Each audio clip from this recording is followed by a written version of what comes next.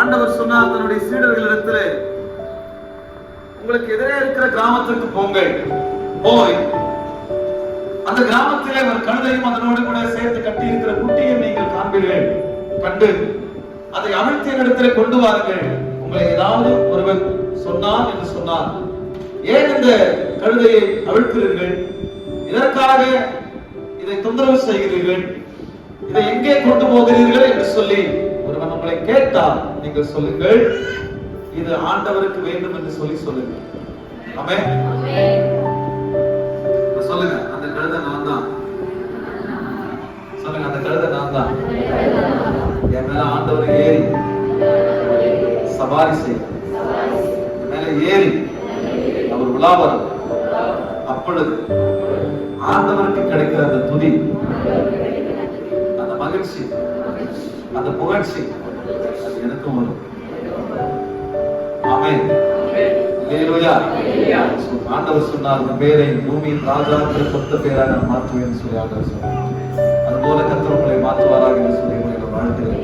யாரெல்லாம் நீங்கள் இது உணர்கிறீர்கள், ஒரு காலகட்டம் வரும், ஒரு காலகட்டம் வராம போதாது, நிச்சயமா வரும். எல்லா மனிதர்களுக்கும் கர்த்தர் இடைவிடுவார். பணக்காரனா வாழ்வது முக்கியம் அல்ல, நம்முடைய பிறந்த நோக்கத்தை அறிந்து வாழ்வதுதான் முக்கியம். ஒரு மனிதன் இந்த உலகத்தில் பிறந்ததுக்கான நோக்கம் உண்டு, அதை அவர்கள் செய்ய வேண்டும். அந்த நோக்கத்தை அவர்கள் அறிந்து செயல்பட்டார்கள் என்று சொன்னால் நிச்சயமா இந்த உலகத்தில் ஒரு முத்திரை பதிக்கிற நபர்களாய் அவர்கள் மாறிவிடுவார்கள். கர்த்தருடைய பரிசுத்த நாமம் மகிமைப்படுவதாக. அதனால நான் நினைக்க கூடாது, நான் பிறந்து ஏதோ இந்த பூமியில கர்த்தர் நியமிச்ச நாள் வரைக்கும் வாழ்ந்து நான் சாக போறேன்னு நினைக்க கூடாது. எனக்கென்று ஒரு வேலை இருக்கிறது, எனக்கென்று ஒரு வேலை இருக்கு. அதுல முக்கியமான வேலை, அந்த வேலை என்னன்னா, நான் இயேசுவை சுமக்கிற வேலையை நான் செய்யணும். என்ன வேலை செய்யணும்? இயேசுவை நான் சுமக்கிற வேலையை நான் செய்யணும். நான் செஞ்சேன் அப்படின்னா என்னுடைய வாழ்க்கையினுடைய நோக்கத்தை நான் நிறைவேற்றுகிறேன் என்று சொல்லி அர்த்தம்.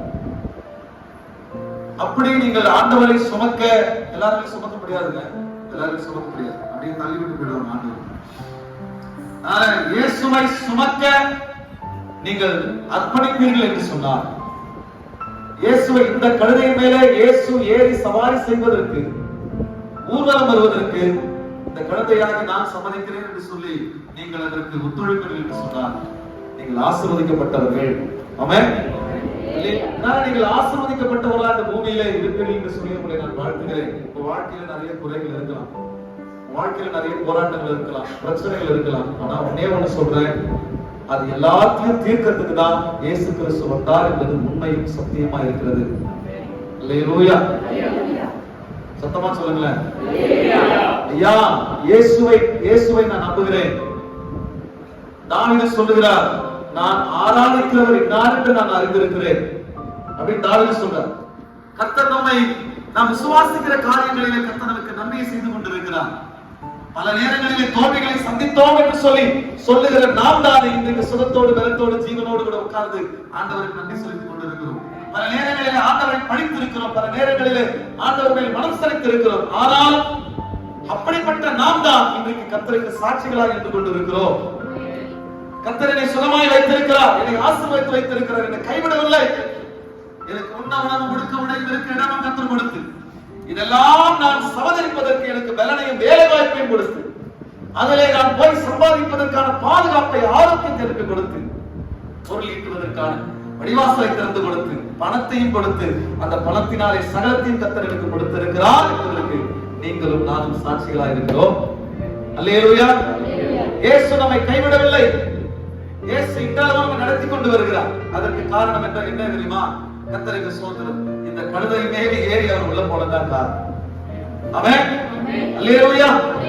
ஆண்டவருக்கு நம்ம வேறுன்னு சொல்லி ஆண்டவர் அழைச்சாரு, அதுதான் அதனுடைய காரணம். அதனால நீங்க சந்தோஷப்படுங்க, என் மேல இயேசு இருக்கிறார்.